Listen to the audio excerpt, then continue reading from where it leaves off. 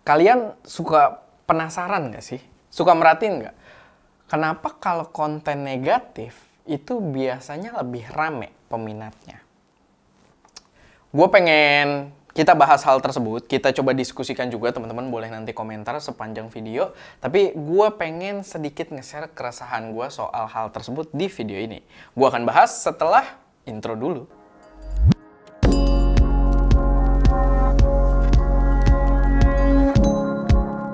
Halo semuanya, selamat datang di channel SM Media dengan gue Erwin, dan di video kali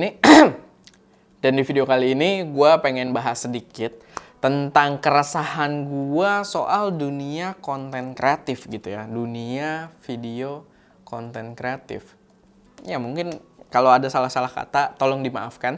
Tapi ya ini gue pengen bahas sedikit, mungkin lebih ke curcol juga gitu kan, dan tapi gue merasa sih kalau bisa video ini bisa jadi perspektif juga buat kalian, sesuatu yang bisa kita diskusikan juga di kolom komentar.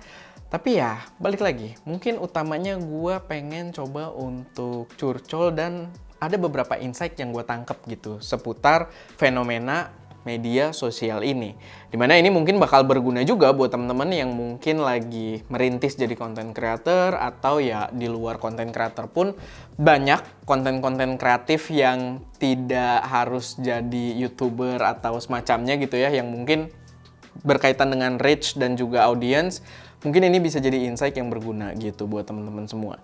Jadi gini, ya salah satu keresahan gue saat ini adalah kenapa konten negatif itu kayaknya lebih gampang gitu untuk mendapatkan views yang lebih besar. Gue di sini bukan bilang konten gue positif ya, bukan bilang konten gue bagus atau semacamnya.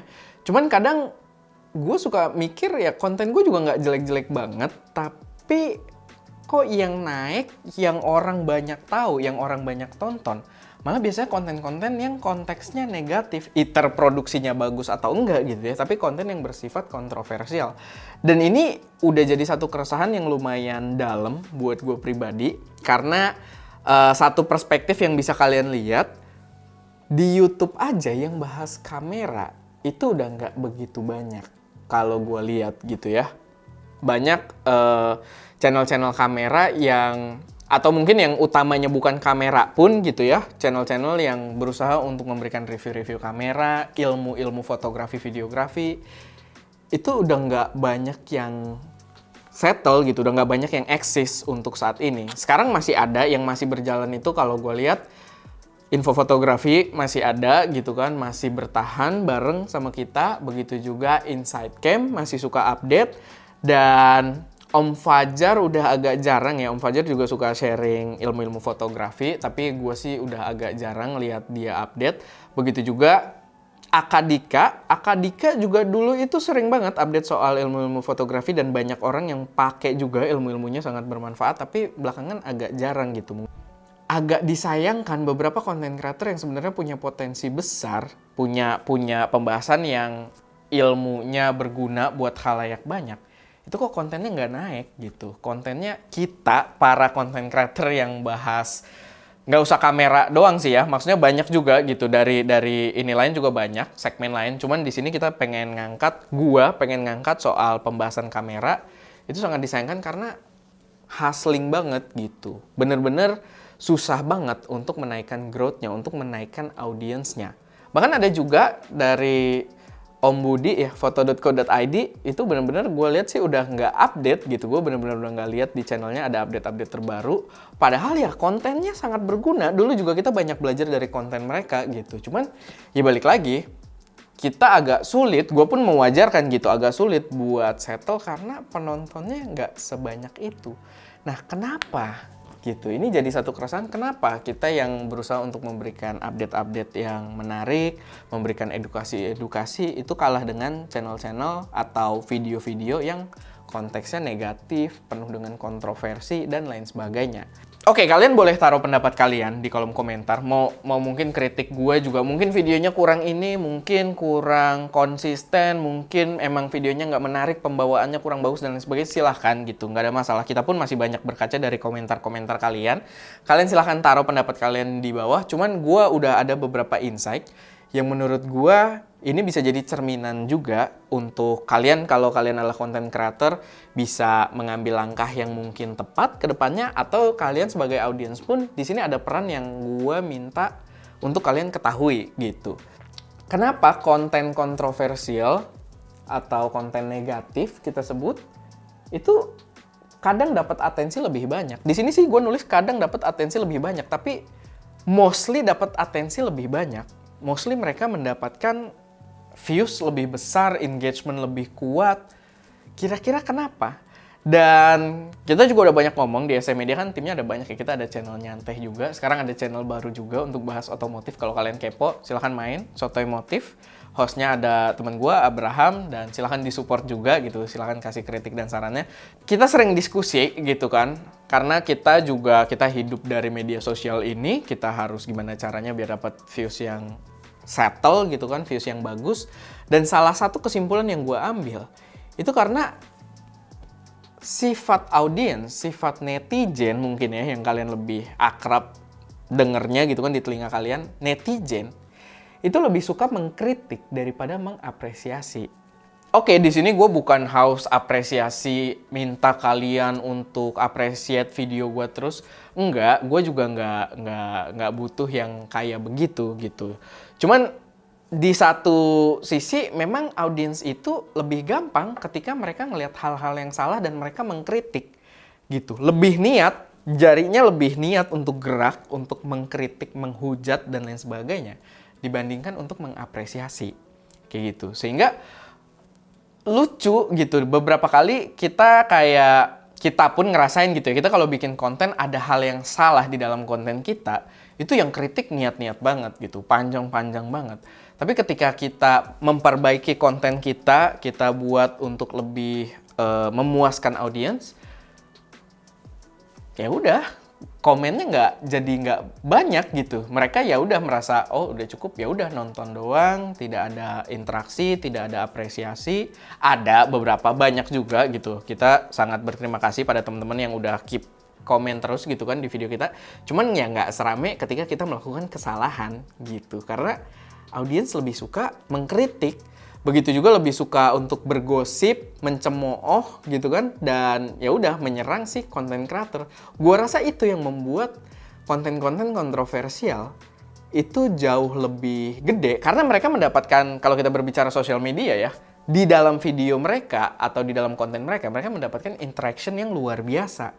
Yang suka komen, yang nggak suka komen, yang nggak suka komen dibalas sama yang suka dibelain gitu kan, kayak oke, jadi perdebatan dan interaction di situ kuat.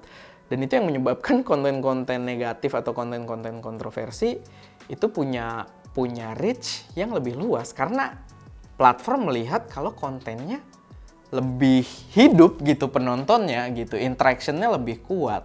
Nah ini yang jadi PR kita juga gitu, bagaimana di dalam ST Media dan juga mungkin teman-teman konten creator yang lainnya, bagaimana kita menimbulkan interaction tersebut gitu kan, dengan kita udah mengetahui sifat audiens ini lebih suka pada konten-konten untuk dicemooh, untuk dihujat, karena kayaknya tuh netizen haus banget untuk menghujat gitu ya. Ini pun gue nggak bilang netizen Indonesia, orang Indonesia, enggak, karena ini bukan sifat yang eksklusif. Gue melihat juga dari beberapa riset yang terbatas, tapi gue melihat di channel-channel luar pun hal yang sama terjadi gitu. Netizen lebih suka untuk menghujat daripada mengapresiasi. Nah, di sini kan sebenarnya jadi anomali tersendiri gitu. Kita ya ini kalian bisa dengerin aja, nih gue curhat sih. Kita beberapa kali berusaha untuk memberikan konten yang memuaskan audiens dari feedback audiens yang ada. Tapi seringkali jadi sebuah anomali karena begitu kita memperbaiki konten-konten kita, pembahasannya mungkin lebih in-depth lah, dikasih contoh di lapangan lah, dan lain sebagainya. Itu malah ya udah yang komen sedikit, yang nonton videonya sedikit, dan reach yang diberikan oleh YouTube pun nggak rame gitu karena tidak ada yang hujat di dalam video tersebut. Nah itu jadi sebuah anomali yang menarik gitu, jadi paradoks gitu. Jadi kita harus ngapain? Nah ini yang menarik, yang gue pengen share juga buat teman-teman semua gitu ya. Apalagi untuk sesama konten kreator yang juga lagi berjuang kayak kita gitu kan. Dan ini terbukti, gue juga bukan asal bicara, ini kita udah jadi pemikiran yang lama juga, jadi pembahasan yang lama di tim ST Media. Kalau kita lagi evaluasi, kita sering ngobrolin juga. Dan terbukti ketika, jadi waktu itu ada satu momen evaluasi, gue pun ngomong dengan teman-teman di ST Media, Nyanteh, dan juga ya tim kita lah gitu, tim internal, begitu juga nanti untuk di Sotoy Motif, gue sampai ngomong ke mereka soal netizen lebih suka dikasih ruang untuk menghujat gitu. Itu jadi satu pembahasan di sana. Dan terbukti gue membuat beberapa judul konten yang bersifat men-trigger gitu. Dan itu terbukti lebih rame kontennya. Salah satu contohnya gue punya konten tentang dibayar Fuji buat bohongin kalian. Kalian bisa lihat ada thumbnailnya, judulnya ya konteksnya kurang lebih seperti itu. Gue bohongin kalian gitu, ceritanya di situ kayak video pengakuan soal gue dibayar Fuji Film buat bohongin kalian dan sebagainya. Walaupun ya kalau kalian nonton video di dalamnya, yaitu menceritakan satu spesifik video ketika waktu itu gue menjalani sebuah paid review gitu kan. Tapi ya kita tidak bahas itu lebih mendalam, tapi itu salah satu contohnya kontennya rame gitu. Begitu juga kita ada satu konten bahas tentang tren TikTok goblok gitu ya. Yang ya udah gue ngomong itu harusnya sih nggak bikin demonet juga ya, cuma sekali doang. Tapi ya udah thumbnailnya kita buat men-trigger semen-trigger mungkin, judulnya juga, dan di situ memang ruang untuk netizen menghujat. Kenapa? Karena di dalam video tersebut juga menarik. Gue memberikan satu edukasi, satu perspektif tentang konten tersebut yang terlepas dari bahas orangnya gores-gores lensa ya. Tapi kalian boleh main ke videonya masih ada, masih up. Tapi yang menarik kalau kalian lihat di kolom komentar, masih banyak yang komentarnya menghujat si konten creator TikTok yang menggores lensanya tersebut. Dan mereka tidak menanggapi pembahasan intelek yang gue bahas di situ gitu. Perspektif yang lebih ke ya balik lagi pembahasan logis gitu. Mereka nggak ada beberapa, cuman nggak banyak yang menanggapi hal tersebut. Rata-rata itu menghujat si video konten creator TikTok itu lagi gitu. Jadi itu sangat menunjukkan kalau orang tuh lebih suka dikasih ruang untuk menghujat. Dan gue ada juga satu video yang gue coba, cuman ini sih nggak begitu naik ya. Mungkin karena cukup spesifik juga. Waktu itu gue bikin judulnya fitur autofocus itu buat pemula gitu kan. Dengan gue ya thumbnailnya yang agak men-trigger juga. Tapi ya kurang works, tapi videonya termasuk video rame gitu, di atas rata-rata dibandingkan video-video kita lainnya. Yang gue bahas di sini mungkin YouTube ya. Gue juga tadi bahas konten creator yang bahas kamera di YouTube udah nggak begitu banyak. Di Instagram, di TikTok itu banyak yang bahas soal fotografi, videografi, tapi gue yakin mereka juga mengalami hal yang sama gitu. Mereka juga ini salah satu keresahan mereka juga. Gue yakin ini berlaku juga di platform lain gitu, dimana yang rame, yang FYP, yang viral itu adalah yang kontennya kontroversi atau ya negatif gitu. Ruang untuk netizen menghujat. Jadi itu sesuatu yang gue pengen sharing aja di sini gitu, yang bisa jadi insight juga, mungkin tambahan buat kalian, dan ya bisa memberikan kalian satu perspektif untuk mengambil keputusan ke depannya. Tapi dari sini gue sih sebenarnya berharap aja ke kalian para penonton ST Media gitu ya, yang nonton video ini sampai di titik ini, mungkin udah agak lama juga. Gue berharap aja biar kalian bisa lebih aktif gitu. Dan nggak cuma ke ST Media ya. Gue minta kalian ya bisa lebih aktif di kolom komentar. Tidak harus untuk memuji terus gitu ya. Bukan berarti gue minta kalian apresiasi, komentar, dan lain sebagainya. Enggak juga. Kalian mau kritik boleh. Videonya ada yang kurang di titik apa, boleh taruh kolom komentar. Mungkin kan beberapa juga, videonya kurang ini tapi cuma disimpan sendiri. Silahkan taruh aja di kolom komentar gitu. Videonya kurang jelas, videonya mungkin pembahasannya kurang in-depth, kurang ini. Silahkan taruh aja di kolom komentar gitu. Silahkan kalian lebih aktif, karena itu sangat membantu kita para kreator untuk growth. Yang gue minta dari kalian, ya kedepannya, karena di sini kita udah dapat perspektif yang sama gitu kan. Ya kita jangan mau kalah dengan mereka yang pengen menghujat doang gitu. Silahkan kalian kalau punya kritik yang membangun, atau kalian mau mengapresiasi, atau sekedar hadir absen gitu ya, itu pun cukup membantu gitu, cukup memberikan interaction juga, dan itu boleh buat kalian praktekin gitu di channel SM Media atau di channel lainnya yang pengen kalian support. Jadi kedepannya kalau kalian ngelihat kita pakai judul-judul yang agak triggering gitu ya, judul-judul yang agak kontroversial, ya tolong diwajarkan. Karena itu salah satu teknik yang kita lakukan juga demi mendapatkan views yang tetap stabil.